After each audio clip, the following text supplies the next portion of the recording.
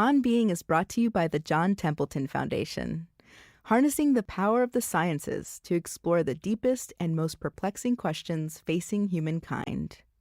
Learn about the winner of this year's Templeton Prize, Dr. Jane Goodall, whose discoveries changed our understanding of humanity's role in an interconnected world at templeton.org. We all know that the best writers for children and young adults speak profoundly to people of every age. I first became aware of and interviewed Jason Reynolds, the National Ambassador for Young People's Literature of the Library of Congress, in 2020. I have come to see him as a magnificent presence and source of wisdom for present human society as a whole. He's as driven by compassion as he is committed to the clear-eyed honesty that the young both possess and demand of the rest of us. His body of books about what it is to be a Black boy, a Black young person growing up in the U.S., have been received as a godsend by teachers and librarians. And in his person, he lifts up innate human powers of fortitude and imagination. He offers gifts of wisdom and practice, like breathlaughter and the libraries in our heads, and a stunning working definition of what anti-racism actually means. Anti-racism is simply the muscle that says that humans are human. That's it. It's the one that says, I love you because you are you, period. And if we can figure out how to do that, and it feels so simple. And this is why racism has been the greatest hoax ever played on humans. It's the greatest hoax ever, right? Because that element of I love you because you are you should be the most human thing we know. It should be a natural thing to say, look, I love you because you remind me more of myself than not. I'm Krista Tippett, and this is On Being.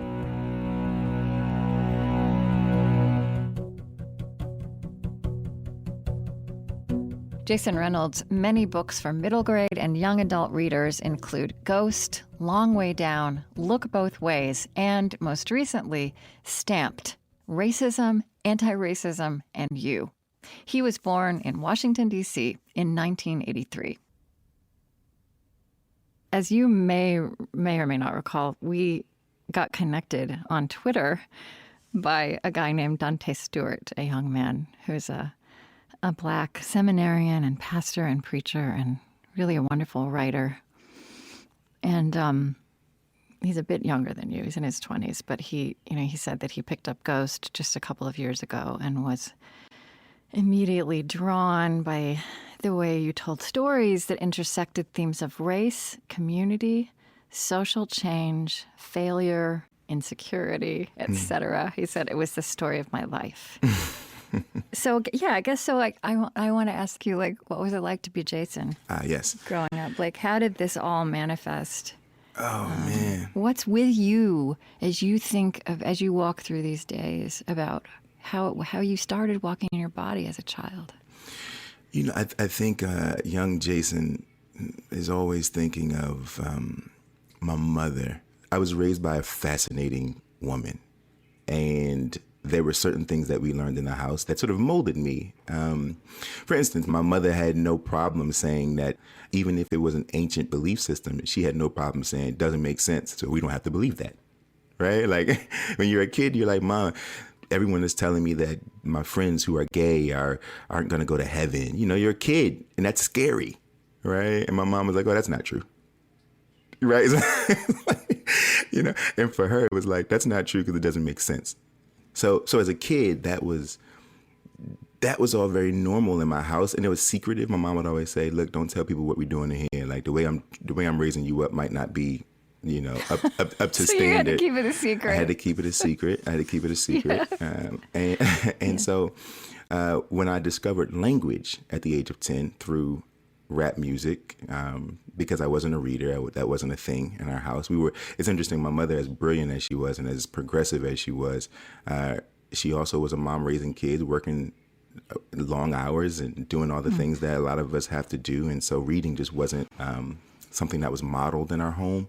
And it wasn't. So were you, Ibram X. Kendi, who you wrote this book, Stamped, we're gonna talk about this, but he said, Jason Reynolds and I avoided books like we avoided police officers growing up in the 1990s. It's true. No books for me. I mean, and why would I read books, honestly? Back in those days, I think you have the wave, the height of the crack epidemic that's happening in the late 80s, early 90s. Hip hop is being used as a way to actually fight against it, right? Like it's in response to it, so much of it. You know, the other part of that convergence, that triangulation, was what we now know as HIV and AIDS.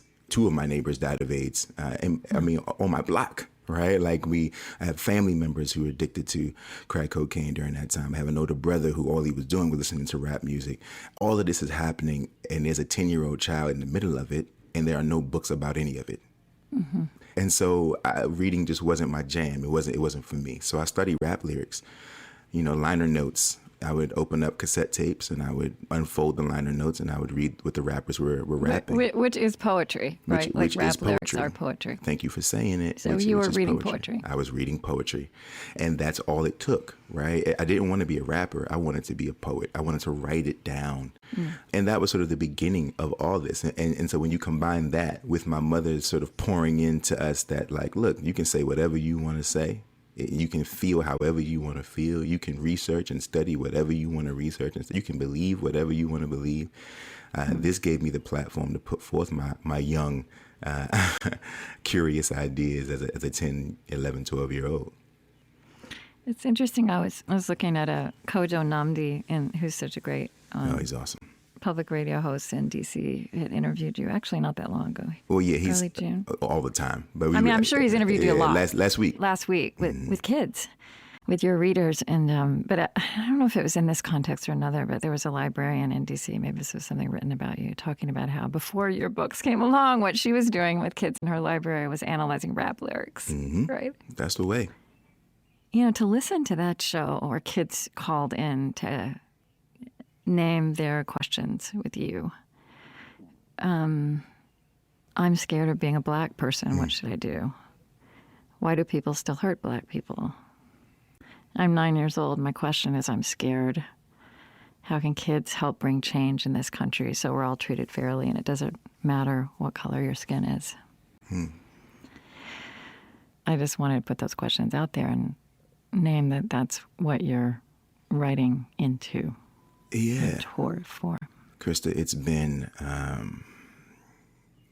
I wish I could tell you that was the first time I've heard those questions. But the truth is that I've been doing this work a long time. At this point, I've spoken to probably 1 million kids around this country and parts of the world. And those questions come. I've had a little girl in Philly, so sweet, and she made me bend down so she can whisper in my ear, do I ever wish that my skin was different, because of what she felt, what she was dealing with. Or I've had young people tell me about their brothers and sisters being killed by police officers, this is very real. And my job is to love them. And if I claim to love them, because all of us claim to love our kids, but I think sometimes our love sometimes gets conflated with our fear. And that's okay, right? I understand that fear is real, but for me, my own personal opinion is that if I love them, I have to tell them the truth. I have to figure out how to tell them the truth. One, because a lot of these kids can handle it.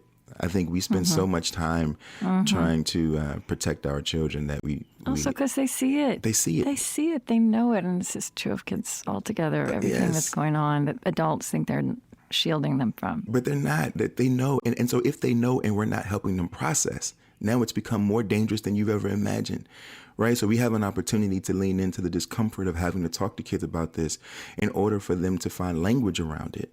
And honestly, I don't want, I always tell young people, racism is nothing to make sense of. That's the complicated part about it. Right. That's why it's such a strange conversation. It's nothing to make sense of. But we do have to lean into having a discussion about how nonsensical it is. Yeah, I think that language of helping kids process. One place you said you don't write pain porn or trauma porn. And boy, we are addicted to that stuff in this society, like true crime. But the stories you tell have a lot of pain in them and they have a lot of trauma in them. I wonder, how would you talk about that line? Like, what are the different ingredients that go into that line between telling the hard, true stories? I think For me, look, trauma is real. Pain is real, but it is not omnipresent. It isn't something that governs my life, and it especially doesn't govern the lives of children, right? I think it is disingenuous to write it. I think it's hack work, because the truth is that if you know children who are the most human amongst us, by the way, children always find a way to laugh. Children always find a way, right? If you're talking to a 14-year-old, no matter what's going on, a 14-year-old is trying to figure out where the joke is. They're trying to figure out when the opportunity comes for the sad part to be over so that they can roast their best friends. I think that this sort of fervent nature of finding humor and lightness and levity is a remarkable gift of youth, honestly. Mm-hmm. And so for me, I'm not interested. Look, I write that which I believe is real and things that happen, and I don't want to shy away from things that are complicated and tough, but I also want to write whole stories about whole people. I think sometimes we reduce children and young people to half-formed things, right? And so we write half-formed stories about them. And even that ties to the way people talk about children's literature, right? People talk about children's literature as if it is, a category that is full of half-formed work, but that's because they too believe that children are half-formed, right? And so I think those of us who acknowledge the humanity of young people, those of us who acknowledge the complexity and the beauty and the sophistication of childhood, know that when you're writing it, all those elements have to be present. I want to talk about some of the ways that you get at this, because I think these are important tools for all the rest of us and parents and teachers, but all of us. You talk about using synonyms when you're helping kids process and letting them come up with synonyms. And one that I was so intrigued by that you used is a made-up synonym for freedom this is one word, breath laughter. Breath laughter, yeah. Oh, sounds good, doesn't it? I think for me, like my whole life is playing around with the alchemy of language. Like that's my whole jam, right? I want to figure what are the sort of chemical reactions that take place when you put this word next to this word. That's something that I think about the poet John Ashbery. That was his whole thing, right? It's like, I don't know what this means, but if you put these two words together, what does it make you feel, right? And I'm curious about that. So you take something like freedom, and what could be a synonym for freedom? And I made up the word breath laughter, because there's something about the idea for me that when I think of breath, I think of life, but I also think of it doesn't stop, right? So if you exhale, what comes out of your mouth spreads and spreads and spreads. Like it goes and goes and goes and goes. And that's something to think about, right? It's something to think about what happens when we breathe out or breathe in. It's also interesting to think about that we're breathing in and then breathing out, which means it's a constant recycling of energy. What an amazing thing to think about. Yeah. Right? Just constant recycling of energy. And so what if laughter could also be recycled in that way? What if it could just go? Right? That is freedom to me. If it could just go and go and go and go and go. If it could be the ripple in the water. To me, that feels free, right? Now, physically free, it's a different conversation, but that feels like freedom to me. So, yeah.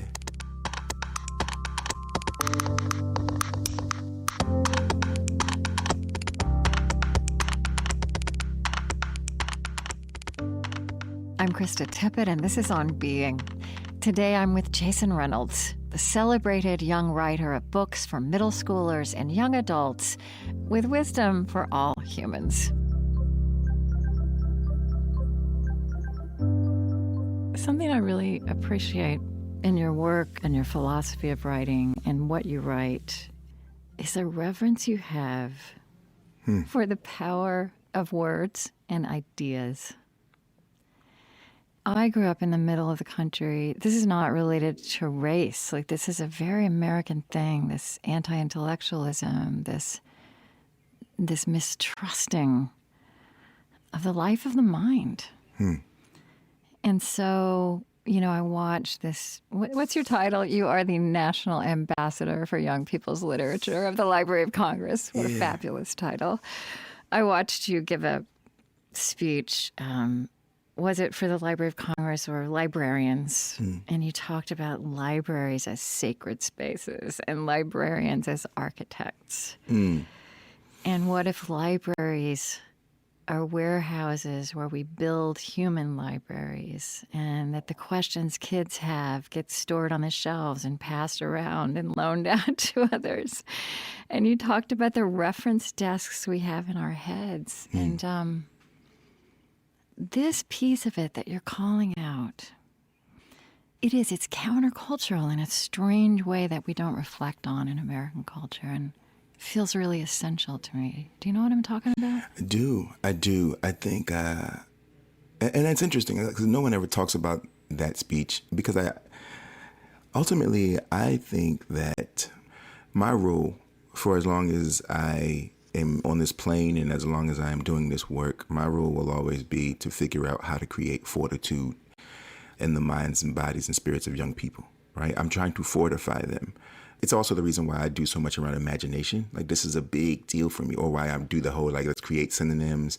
Because at the end of the day, ultimately, I need young people. We, right, the collective we, need young people to be able to activate their imaginations. If they cannot, if they don't have, if by the time you're out of high school, your imagination is shot, we're in trouble. Big time. We're in trouble. But how does one keep an imagination fresh in a world that works double time to suck it away, right? How does one keep an imagination firing off when we live in a nation that is constantly vacuuming it from them? And I think that the answer is one must live a curious life, right? One must have stacks and stacks and stacks of books on the inside of their bodies, right? And those books don't have to be the things that you've read. I mean, that's good too, but those books could be the conversations that you've had with your friends that are unlike the conversations you were having last week. It could be about this time taking the long way home and seeing what's around you that you've never seen, because most of us, especially city folk, we stay in our little quadrants, right? We stay on the 5-block radius, wherever the coffee shop is, and the school and the church, right? It's like, but what if you were to walk the other way? What if you were to explore the places around you? What if you were to speak to your neighbor and to figure out how to strike a conversation with the person you've never met? What if you were to try to walk into a situation free of preconceived notion just once, right? Once a day, just walk in and say, like, I don't know what's going to happen. And let me give this person the benefit of the doubt to be a human. Yeah. Well, can I just say one thing about that? I've been thinking recently about the word repentance. I just think you might like this because you like words. The repentance in the Greek and the Hebrew, it is not about like a private conversion. The word is like kinetic. The word actually is about stopping in your tracks and walking another way, which is like what you just described is a way to talk. Like, I think in some ways the way you said it is very simple in the sense that it's very manageable, like stepping out of our neighborhoods. And that's it. That's it. But I mean, isn't that the thing, right? This is also why I work with young people and why I love young people, is because they haven't complicated life yet. If you ask a young person, what advice would you give a white person right now in the midst of all the things that are happening, you know? And a young person, especially a young black person, would say, oh, stop being racist. Right? Like, right. Because for them, it's very much so like, why are we complicating this conversation, right? Like, let's figure out whatever the shortest distance between A and B is a straight line. So let's just do the straight line way and say, here's what you could do. Stop being racist, right? Now, it's on you to figure out what that means, but that's the answer, right? Like, yeah. So it's like Oliver Wendell Holmes, the simplicity that lies on the other side of complexity. That's what I'm searching for, what I'm trying to push forward. Just step out your neighborhood. Just talk to somebody different. Because we underestimate what this does for the mind. That's all. We underestimate what it does for the imagination. And as long as those imaginations are firing off, then their libraries will continue to be filled. Somebody told me at that same lecture, it cuts off when you watch it on the internet, but at the same lecture, when we got to the Q&A part, a woman stood up and she said, have you ever been to Senegal? And I said, no. She said, do you know any Senegalese people? I said, I do. And she said, you should ask them about what they say whenever an elder has died in the community. And I said, what do they say? They say that a library has burned. Oh. Now, I didn't know this, right? But isn't that something? Yeah. Yes. A library has burned. Oh, my. So in the year 2020, before 2020 became 2020, you published this book with Ibram X. Kendi called Stamped: Racism, Anti-Racism and You. It is you call it a remix of his book, Stamped from the Beginning. When did this book actually get published? March 8th. Was March? Oh my God, really? Yeah. Yep. The week of the lockdown. We were on tour. So I think, like, following on what we've just been talking about, this book is about ideas, but it's about what has formed our imaginations. Correct. Which has formed our lives, which has formed our symbols, which has formed the way we, in granular ways, structure and organize our life together. Absolutely. I mean, this book it's interesting because no one's ever talked about it that way. Good on you, Krista. No one's ever talked about it that way. I think, usually people talk about, well, this is sort of the history of a thing, right? And it is, but that history is birthed out of the imagination, right? It literally was conjured up. We're talking about, like, this is how, like, imagination is so powerful that it could set forth 400, 500 years of something wrong, which means that it very well could set forth 400, 500 years of something right. That's sort of the beauty of humanity. James Baldwin, my famous Baldwin quote, and he has a gazillion, obviously, but my favorite Baldwin quote is, the interior life is the real life, right? The interior life is the real life, and the intangible dreams of a person may have a tangible effect on the world, right? Like, it basically is saying what one can imagine internally, what one can think about when nobody knows, when nobody's around, one's secrets could shift human life. What an amazing thing to think about. And my role, even with Stamp and remixing, and the reason we call it a remix is because it's not like a YA adaptation, because I actually rewrote the entire book. I wanted, and he and I both wanted to figure out how we could tap into the imagination of young people. And when it comes to books around race, or when it comes to history books, usually they are presented to students, not humans. Right. Right. That's a great distinction. And I think we wanted to make something, the first of its kind, something that was literally made thinking about a 12-year-old or a 14-year-old or a 16-year-old, what they would want to read and how to engage them so that they actually can store new language, new lexicon, new vocabulary, new histories in their personal libraries.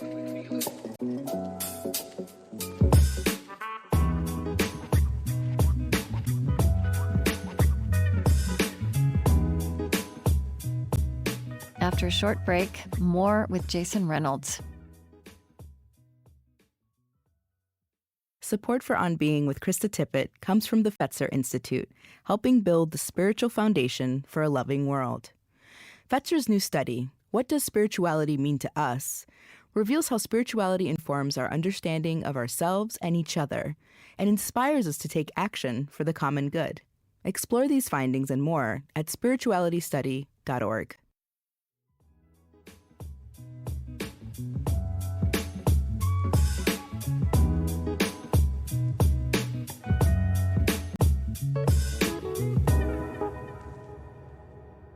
I'm Krista Tippett, and this is On Being, today with the preternaturally wise, wonderful National Ambassador for Young People's Literature, Jason Reynolds. His award-winning novels for middle grade and young adult readers include Ghost and Long Way Down. And at the invitation of Ibram X. Kendi, he took Kendi's History of Racism and wrote a YA version called Stamped: Racism, Anti-Racism, and You.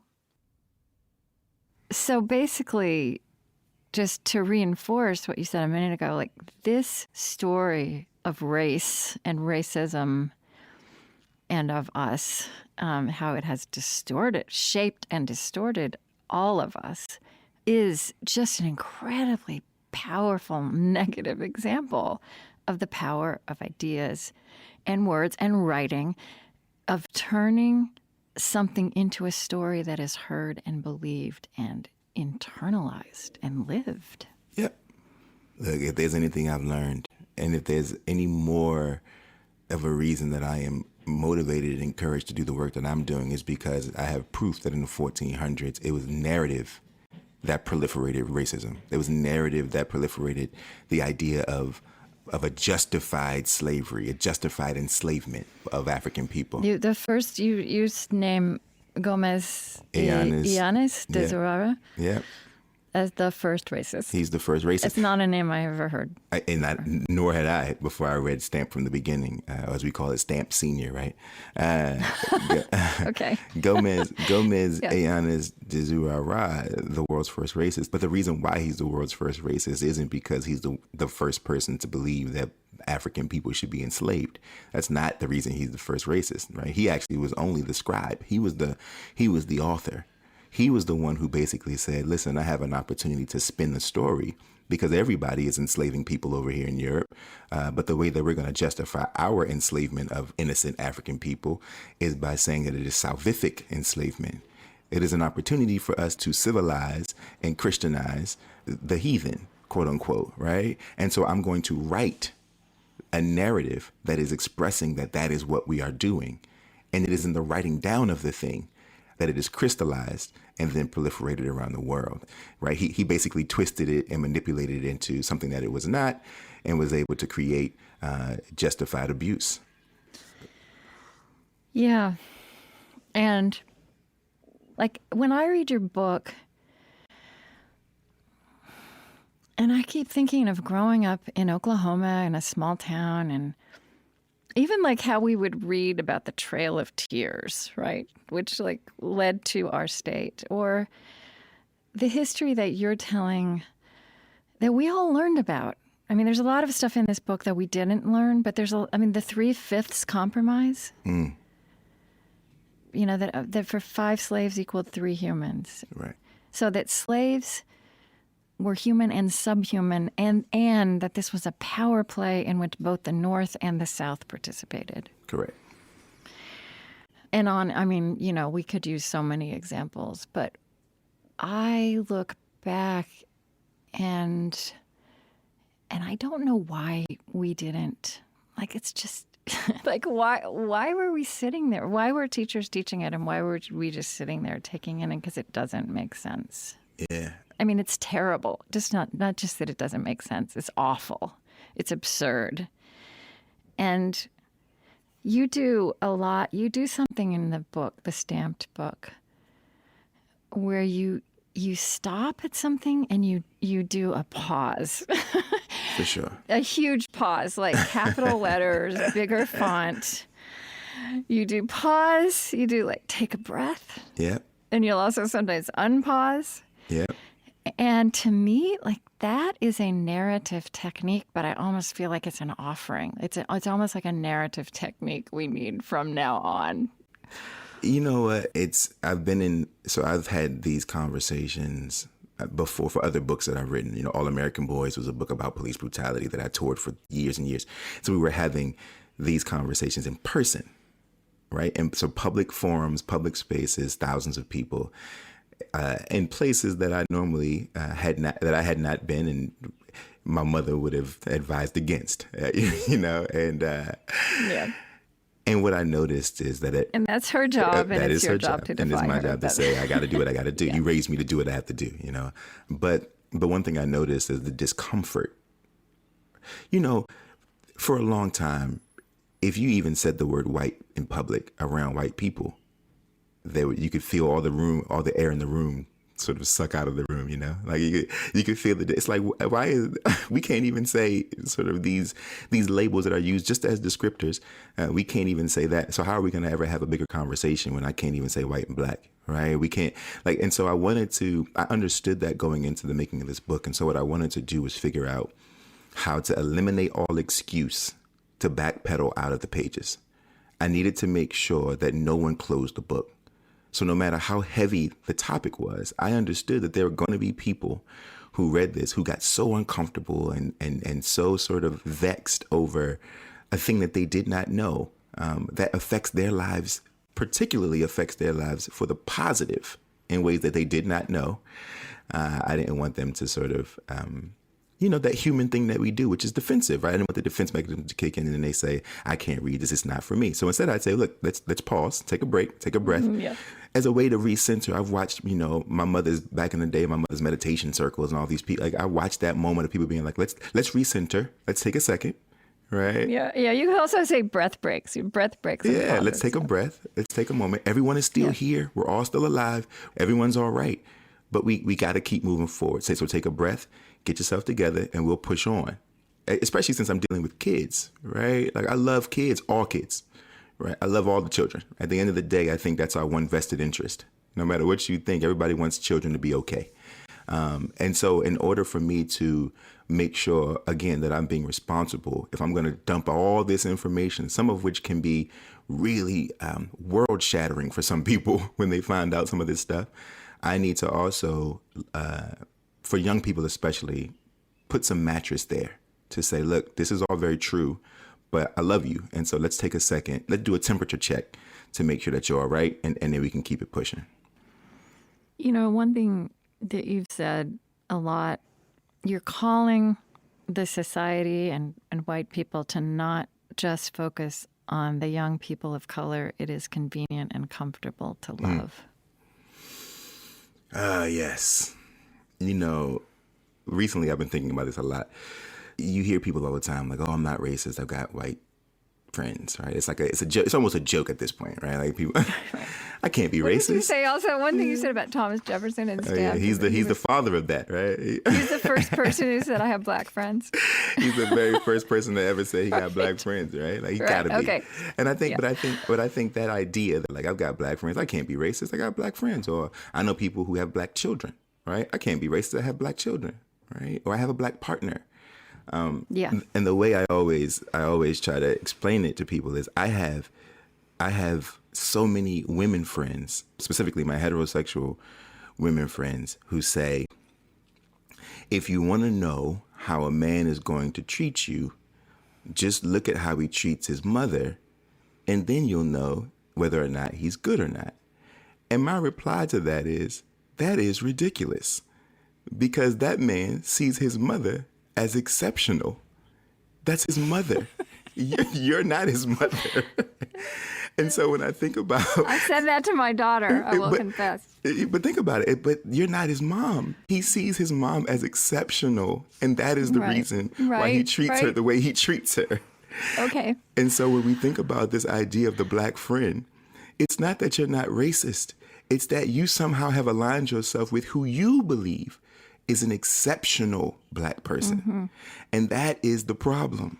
And that is not the work. These are black people who are convenient for you to love.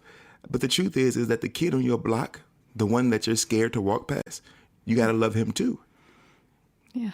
Right? You got to love him too. The ones who are locked in juvenile detention centers, unfairly most of the time, doing hard time, because America has hard time for children, one of the only countries that have maximum security youth prisons. You got to love them too, right? You got to love them too. The ones who blast their music coming down your block, right? And you can't understand why they got to turn the music. You got to push back against everything in you that wants to see something wrong with them and love them too. If not, then it doesn't matter how many black friends you have. It's a specific kind of black person that you're okay with, not black people. And that's the difference.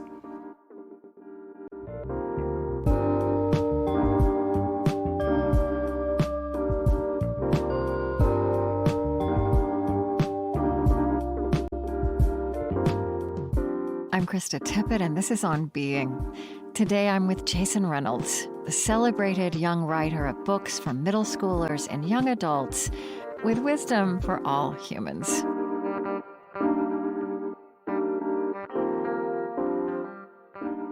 I've been thinking a lot about rage.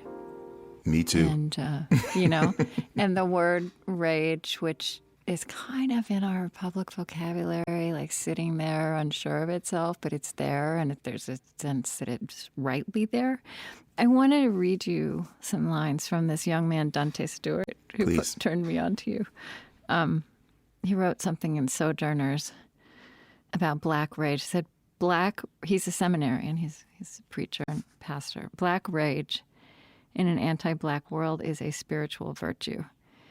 Rage shakes us out of our illusion that the world as it is what God wants. Rage forces us to deal with the gross system of inequality, exploitation, and disrespect. Rage is the public cry for Black dignity. It becomes the public expression of a theological truth that Black lives matter to God. Wow.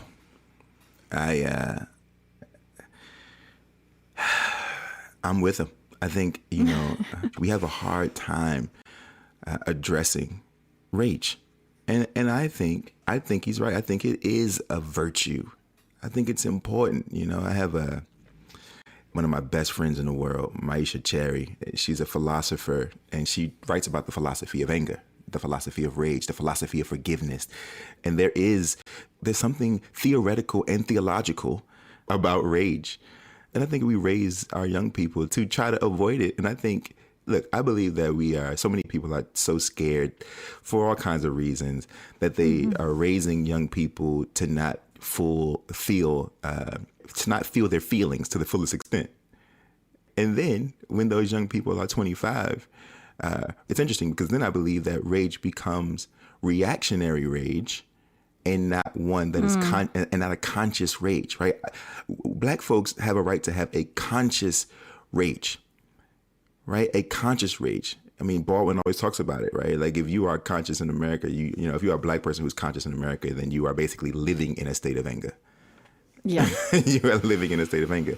It is a conscious and constant thing. The other thing, though, I would say, the only thing I will add, and not as a pushback, but that as an addendum, is that if it is not a conscious rage, meaning if it is not a rage that we can tap into, right?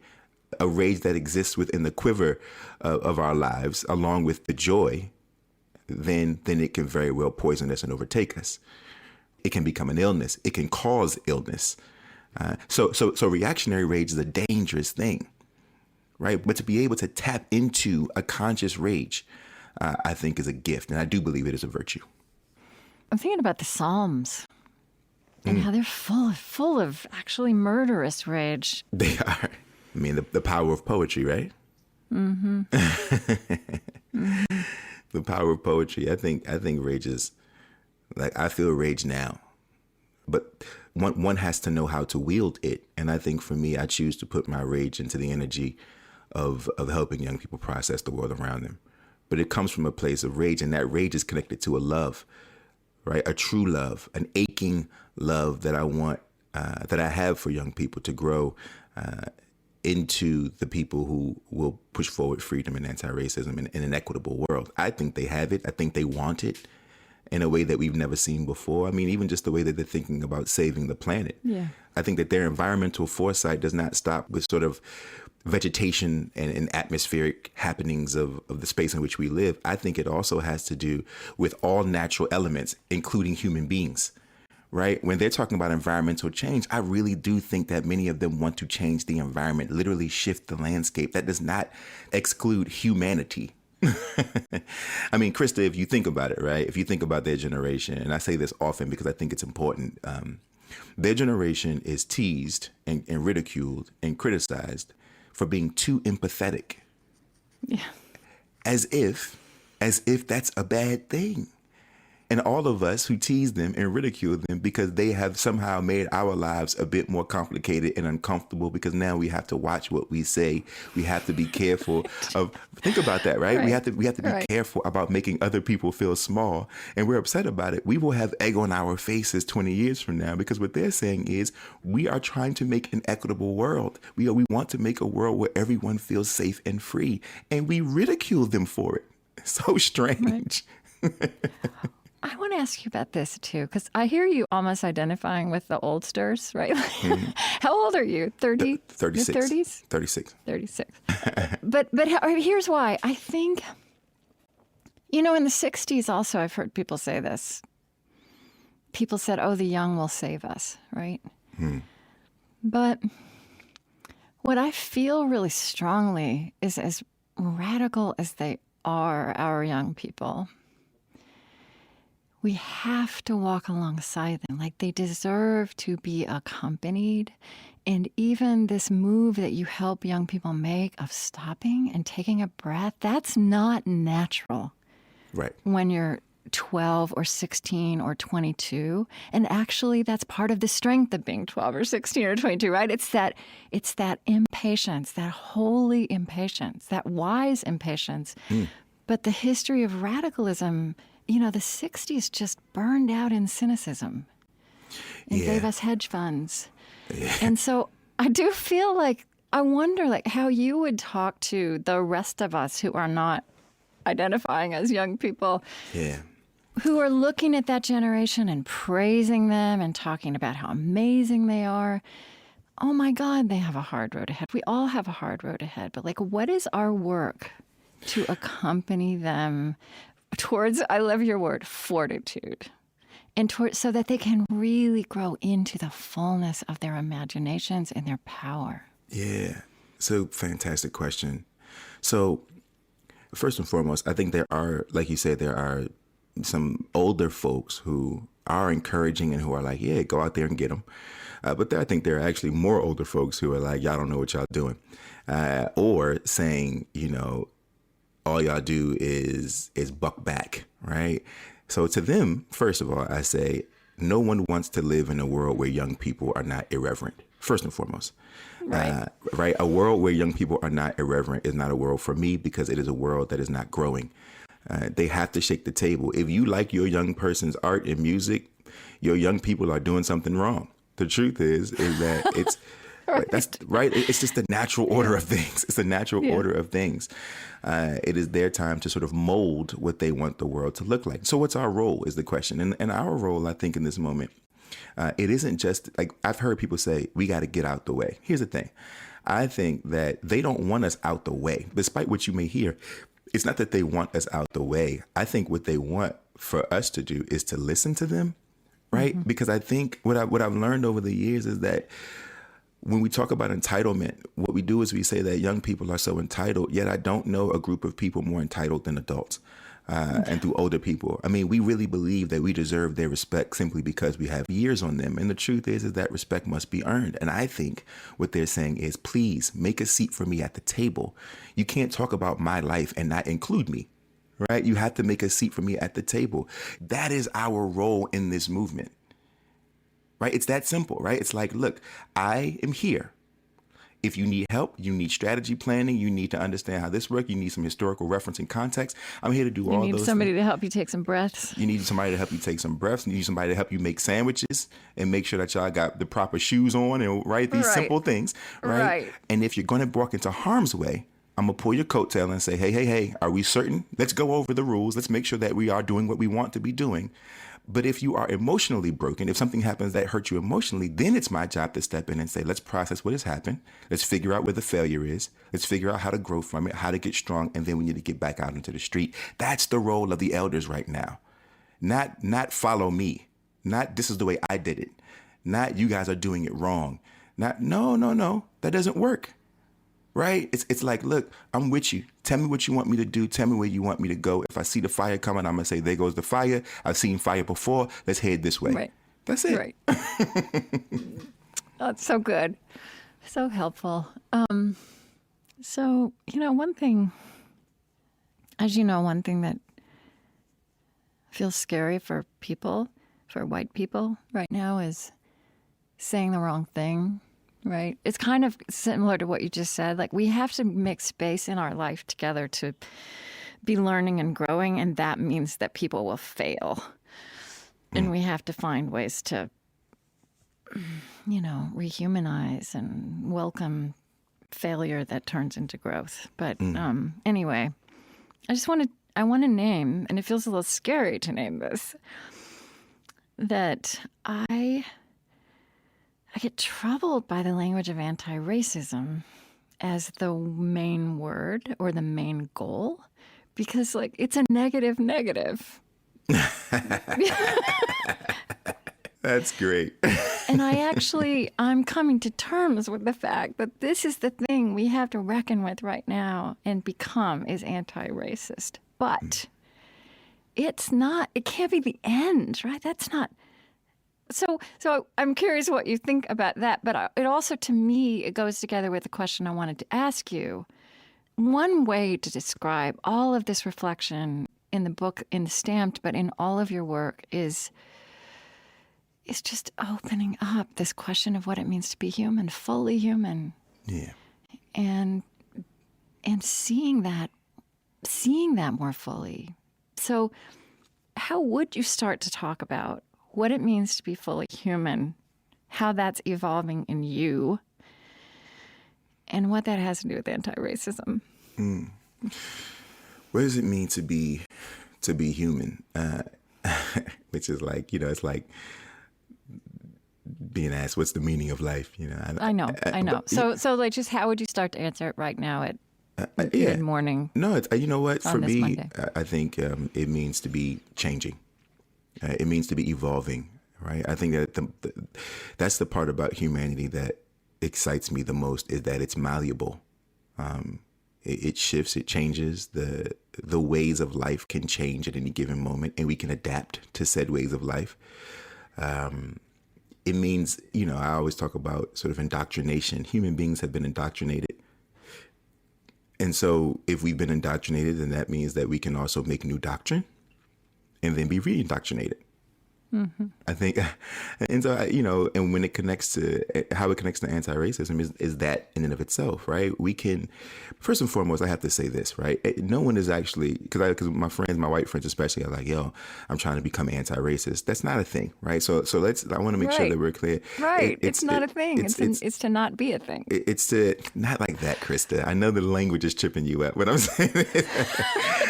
saying is, there's no finish line. Is what I'm saying. Right. There's no finish line. Okay. Right? So there's no finish line. There's this idea that people are going to read this book, or they're going to read all the books, right? And then all of a sudden they're going to be anti-racist. And what I'm saying is, and that's also a very American thing, this idea that there are winners and losers, that there's a binary that we live in, a bifurcation when it comes to that which is a failure and that which is victorious. The truth of the matter is, this is about journeymen, right? Journey folk. Our job is to constantly be pressing toward a thing, but that thing is ever elusive.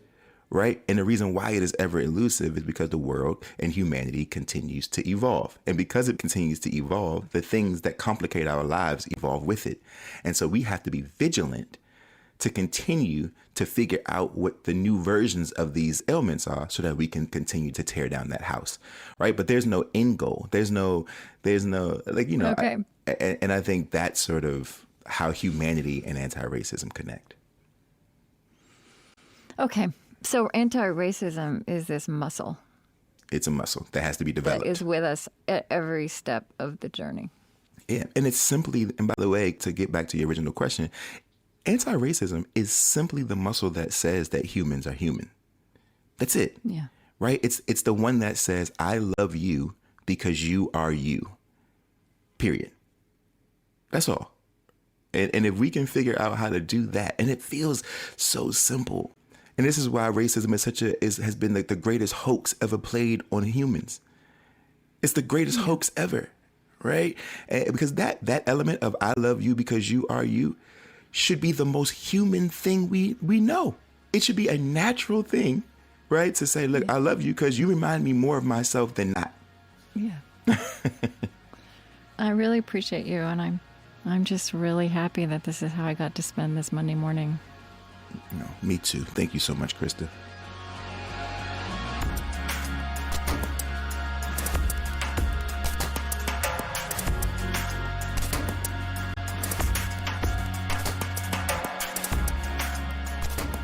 Jason Reynolds was appointed National Ambassador for Young People's Literature by the Library of Congress in January 2020. His many award-winning books include Ghost, Long Way Down, Look Both Ways, and most recently, Stamped: Racism, Anti-Racism, and You.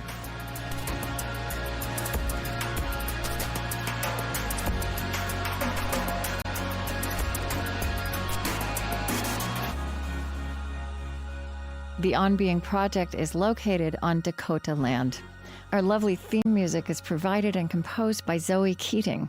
And the last voice that you hear singing at the end of our show is Cameron Kinghorn. On Being is an independent, nonprofit production of the On Being Project. It is distributed to public radio stations by WNYC Studios. I created this show at American Public Media. Our funding partners include the Fetzer Institute, helping to build the spiritual foundation for a loving world. Find them at fetzer.org. Calliopeia Foundation, dedicated to reconnecting ecology, culture, and spirituality, supporting organizations and initiatives that uphold a sacred relationship with life on Earth. Learn more at calliopeia.org. The George Family Foundation, in support of the Civil Conversations Project. The Osprey Foundation, a catalyst for empowered, healthy, and fulfilled lives. The Lilly Endowment, an Indianapolis-based private family foundation dedicated to its founders' interests in religion, community development, and education. And the Ford Foundation, working to strengthen democratic values, reduce poverty and injustice, promote international cooperation, and advance human achievement worldwide. On Being is produced by On Being Studios in Minneapolis, Minnesota.